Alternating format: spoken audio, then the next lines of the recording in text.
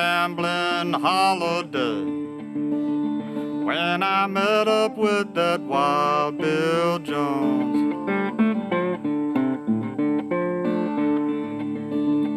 He was walking, he was talking with my little Donny gal. So I begged him for to leave her alone.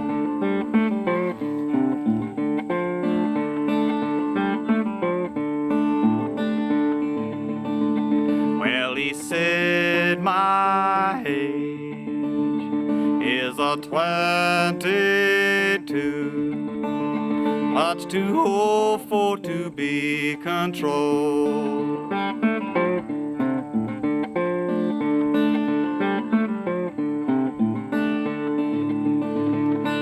I drew my revolver off from my side, and I destroyed that poor boy's soul.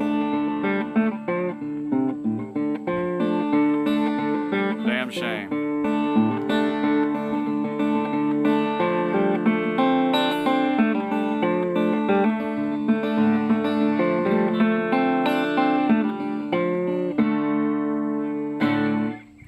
Well, guys, let's jump right into what I'm doing here. Our friend Yuri, all the way out in Japan. So, buddy, if you're watching, pay attention. So Yuri wrote in and he says, I live in Japan and I play guitar banjo mostly. I want to learn 5-string banjo like you, but cannot find one here in Japan. What can I do? Yuri. Okay, Yuri. Well, bud, this is what you can do. So basically think of this nice 6-string guitar here that this guitar was actually gifted to me by my dear friend and mentor, George Gibson. And George gave me this guitar because he wanted me to have a second backup guitar to experiment with different strings and tunings and stuff. Because he suspected correctly that I basically just keep my other archtop guitar that you guys have probably seen before. I usually just keep that in standard guitar tuning. So what I've done here is what I learned from George. You tune the guitar up like a banjo, like Roscoe Holcomb. If you've ever heard Roscoe Holcomb play guitar, those beautiful recordings made by John Cohen, he's kind of doing this kind of thing. So what George filled me in on the secrets of how old-timers around East Kentucky, and I presume other places, they used to basically play banjo, 5-string banjo, on their guitar, or occasionally on a 6-string banjo. So the first thing you got to do is take an old worn-out 4th string and use that in your 6-string position. So this is what normally, this would be a big fat 6th string. Well, what I did was I took all the strings off of this guitar. This had old rusty strings on it, but I saved that old worn-out 4th string. And I just moved it up into the 6th string position. Then I got a brand new pack of nice strings. And I left the 6th string that came in that pack, I left that in the pack, and I put on the 5th, 4th, 3rd, 2nd, and 1st. So what I've got here is basically a 4th string, then a 5th, then another 4th, then a 3rd, a 2nd, and a 1st. So if you listen closely, the 6th string and the 4th string, they're the same.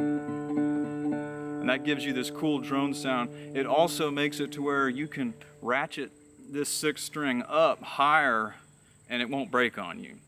I remember the first time I ever met John Cohen up in New York City, he of course started talking to me about Roscoe Holcomb. And he told me that the first time he ever saw Roscoe play guitar, I think he played on John's guitar. So I think John handed him his guitar to play it. And Roscoe took that guitar and he twisted that big fat 6th string way up to a G. And John was like backing up, expecting it to burst. Well, probably what Roscoe did on his own guitars was something similar to what George does. Use a wound 3rd or 4th string so that it doesn't bust on you. So guys, I'll get my handy tuner, sorry for nudging that, and I'll tell you exactly how I've got this guitar tuned. So once you get rid of your big fat 6th string and replace it with a worn out 4th string, tune your guitar up like this. I'm going to show you 2 different tunings that are traditionally used this way. This one is one that I learned from George Gibson. It is DADGAD. and I'm right there.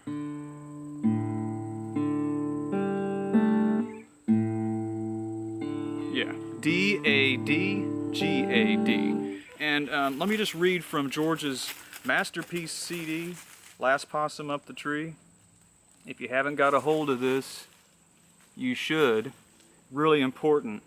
And he says here for Pretty Polly and for Wild Bill Jones further up in the front here. Yeah, Copper, go on, honey, you're making too much noise. Copper, scoot, get, go on. There they go. They make a lot of racket in these dry leaves, bless their little hearts. So for Wild Bill Jones on this CD, Last Possum Up the Tree, George says, Wild Bill Jones is played on a 1923 trapdoor Gibson guitar banjo with a 14-inch head tuned up to standard pitch like we are here. Gotta nudge this again. Pippi nudged me. I usually tune the guitar to D-A-D-G-A-D for this song, and then capo on the 2nd fret. The 6th string is the same size string as the 4th, which gives the instrument more of a droning sound. One of my neighbor's Shade Ambergy's sons played this song for me not long after I started learning banjo. Okay. And then for the other one he does Pretty Polly on here. I just played Wild Bill Jones for you guys. Yeah, he does the same thing for Pretty Polly, D-A-D-G-A-D. Now, the tuning that Roscoe used has been described as a variant of the Spanish guitar tuning.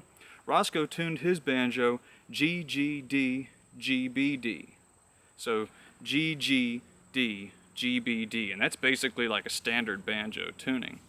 But yeah, so Yuri, and to anybody else who's wondering about that, that's what you can do, man. And you play it the same way that you would play. Now, I don't know about trying to play overhand. I have never even tried that.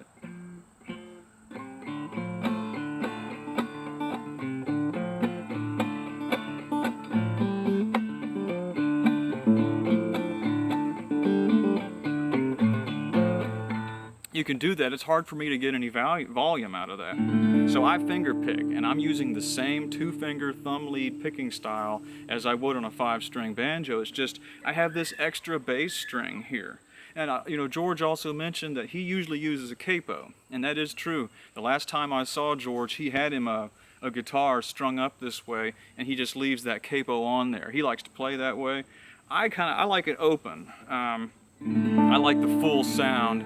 And I think I'll probably keep experimenting with this. It's a little bit hard to pick. I might put some finger picks on for this.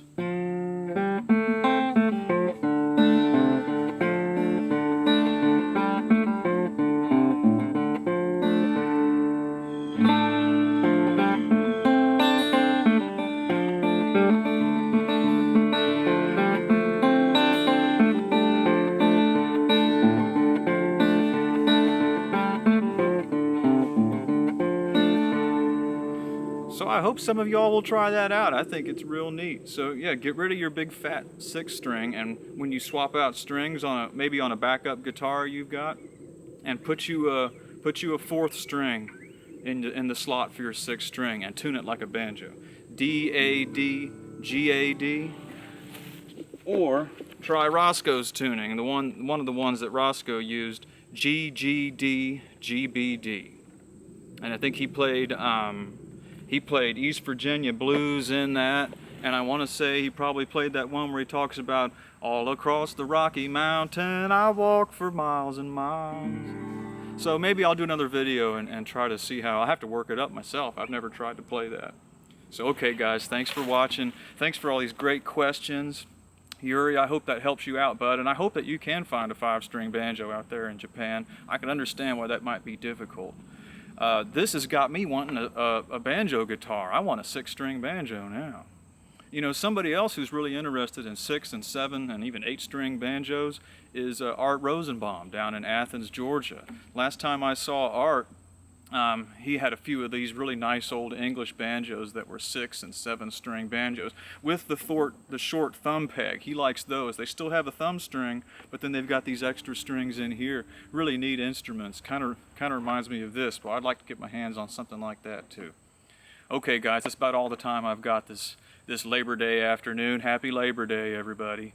And yeah, thanks for looking. You'll see me later.